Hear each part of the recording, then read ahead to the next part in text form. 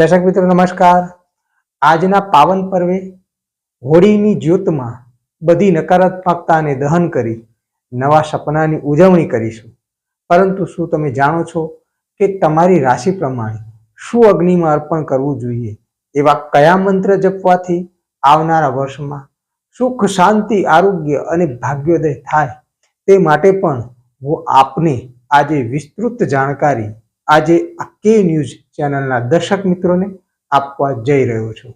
સાથે સાથે દર્શક મિત્રો એ પણ જાણીશું કે હોળી પ્રાગટ્યનું મુહૂર્ત કયું લેવું તેની પણ માહિતી આપણે આજે આ વિડીયોમાં મેળવીશું।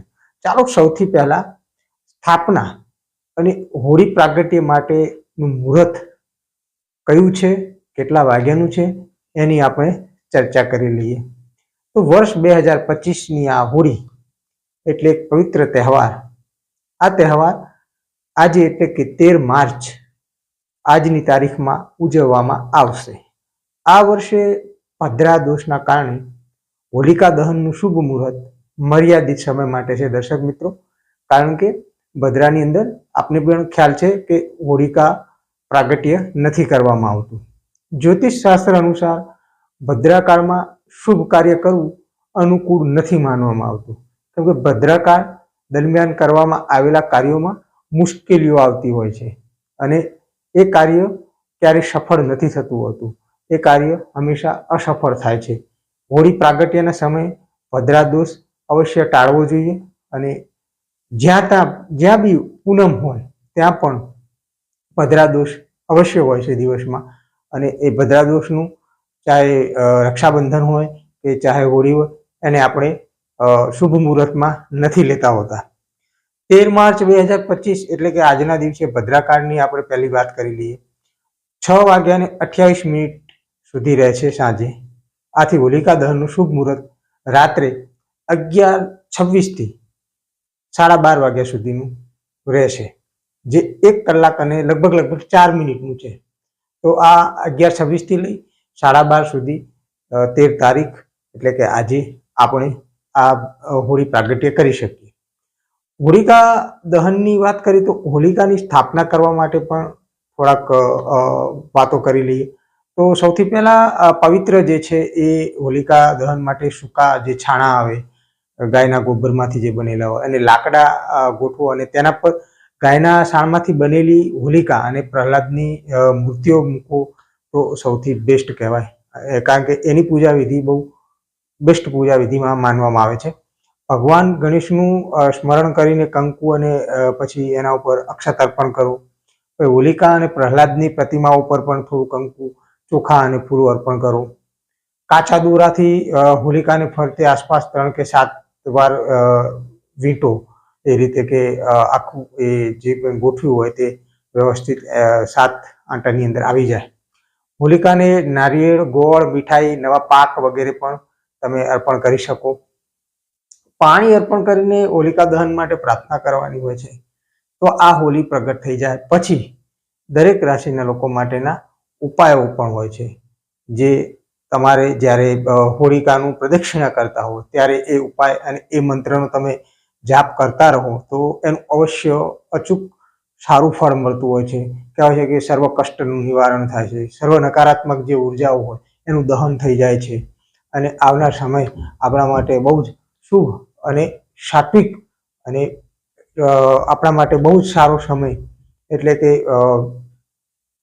દરેક પ્રકારના રોગમાંથી પણ મુક્તિ અપાવતો આ સમય હોય છે। તો સૌથી પહેલી આપણે વાત કરીશું મેષ રાશિથી શરૂઆત કરી દઈએ। તો એમને જ્યારે પણ પ્રદક્ષિણા કરે હોળીની તો ગુગળ અને લાલ ચંદન જો મળે તો એ પ્રદક્ષિણા ફરતા ફરતા હોળીને અવશ્ય અર્પણ કરે અને સાથે સાથે એક મંત્ર પણ કહું છું એ પણ બોલતા જાય। ઓમ અંગારકાય નમઃનો પણ જાપ એ લોકો કરતા જાય તો બહુ જ સારું એમના માટે રહેશે। ઉર્જાથી ભરપૂર વરસ રહેશે અને નવી નવી તકો પણ એમને પ્રાપ્ત થશે। આ લોકોએ આખા વર્ષ દરમિયાન આકસ્મિક ગુસ્સો અને અવિવેક અને બિનજરૂરી ખર્ચાઓથી દૂર રહેવું જોઈએ। ખાસ એમના માટે આ ના કરવા માટેની, ટાળવા માટેની વાત છે। બીજી રાશિ લઈએ વૃષભ રાશિ। વૃષભ રાશિમાં ગાયનું ઘી તમને મળે તો એની હોળી જ્યારે પ્રદક્ષિણા ફરો છો ત્યારે એને અર્પણ કરો હોળી મૈયાને. અને એની સાથે ઓમ શુક્રાય નમઃ મંત્રનો જાપ પણ તમે સાથે સાથે કરતા જાઓ. વર્ષની જે આગાહી જે છે એ આર્થિક વૃદ્ધિ અને પ્રેમ માટે અવશ્ય સારું વર્ષ રહેશે અને આ ઉત્તમ સમય છે એમના માટે. તો અઠીપણું ઝઘડો એમને આખા વર્ષ દરમિયાન એનાથી દૂર રહેવું જોઈએ. તો આનું અવશ્ય સારું અને શુભ ફળ મળશે.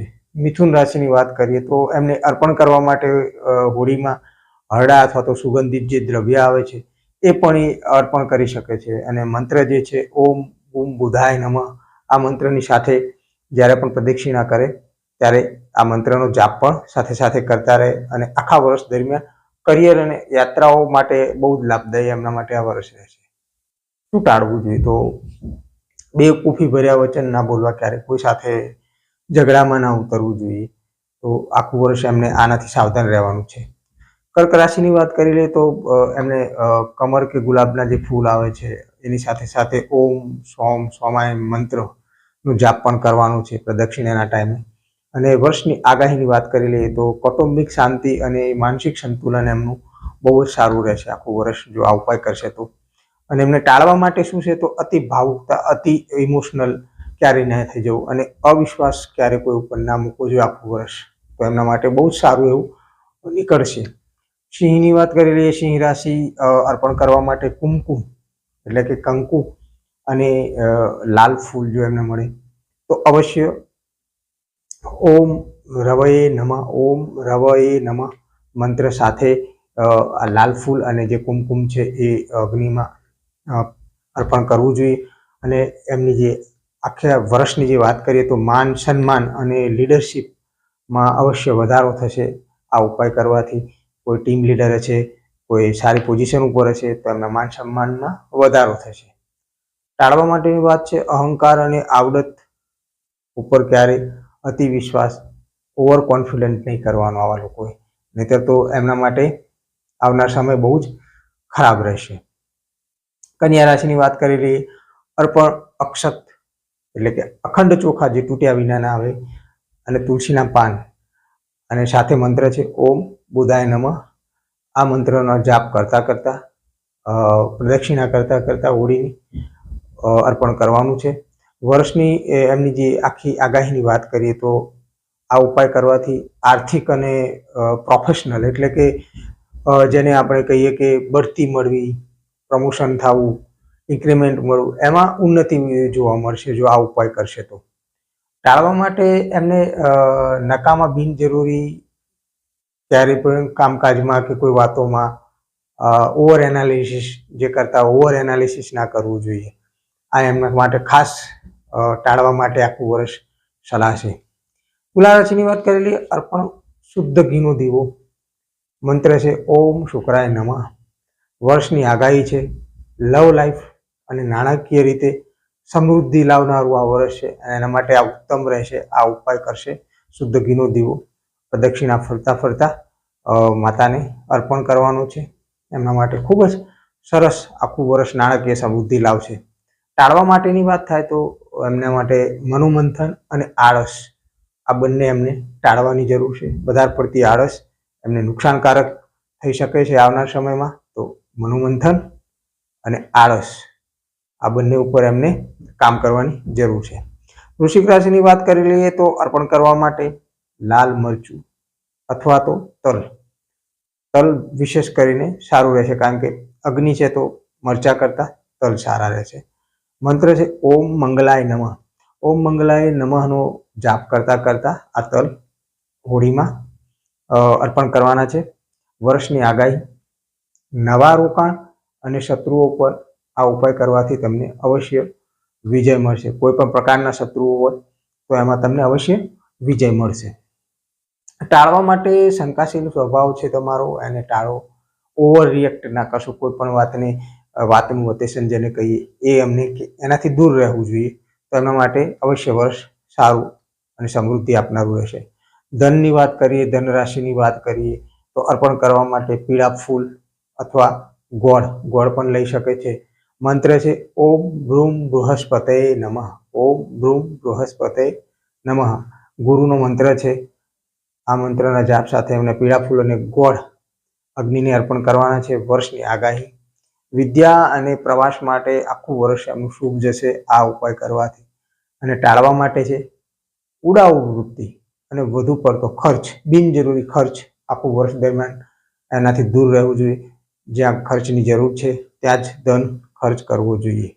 મકર રાશિની વાત કરી લઈએ. અર્પણ તલ અથવા કાળા ચણા. મંત્ર ઓમ શમ શનૈ નમઃ અથવા તો ઓમ શમ શનૈશ્ચરાય નમઃ. આ મંત્રનો જાપ કરતા કરતા મનમાં બોલતા એનો પ્રદક્ષિણા કરવાની છે. અને આ કામ કરવાથી મહેનતનું પૂરેપૂરું એમનું જે ફળ નહોતું મળતું એમનું ફળ મળશે. તો એના માટે આ ઉપાય કરવા જેવો છે કુંભ રાશિના જાતકોએ. અને એમને ખોટા જે વિલંબની ટેવ છે, લિંગરિંગ કરે છે કે આજે નહીં કાલે નહીં, અને માનસિક જે દબાણ લે છે પોતાના ઉપર વધારે પડતું, એનાથી દૂર રહેવું જોઈએ. કુંભ રાશિની વાત કરી લઈએ. એમને અર્પણ કરવા માટે નાળિયેર અથવા પીળા ચોખા જે આવે છે એ ચોખા અગ્નિમાં અર્પણ કરો. પ્રદક્ષિણા ફરતા ઓમ શમ શનૈ નમઃ, ઓમ શમ શનૈશ્ચરાય નમઃ પણ મંત્રનો જાપ કરી શકો. વર્ષની આગાહી જે છે એ નવું સર્જન અને આધ્યાત્મિક ક્ષેત્રે વૃદ્ધિ થશે. ટાળવા માટેની જે વાત છે એ છે સંતોષ રાખો. સંતોષની ખોટ છે. સંતોષ રાખો અને મગજને આમ તેમ થતું ભટકતું રોકો. કે વિચલિત મગજ નવા વિચારો કરે, એ વિચારો ક્યાંક ને ક્યાંક આપણને આપણા સ્વાસ્થ્ય ઉપર પણ અસર કરતા હોય છે. તેનાથી દૂર રહેવું જોઈએ.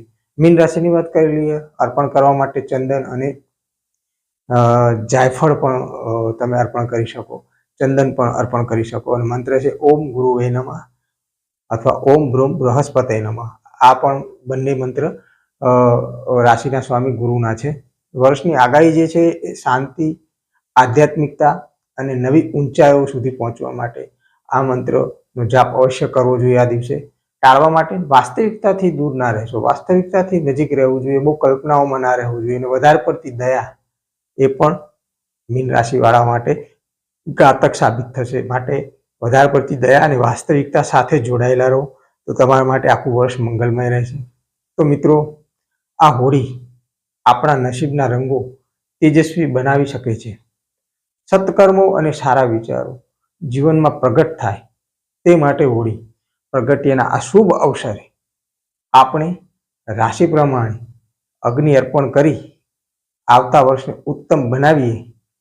હોળી હર્ષ અને ઉલ્લાસથી ભરપૂર થાય એવી શુભકામનાઓ સાથે મારા આપ સર્વ દર્શક મિત્રોને જય દ્વારકેશ.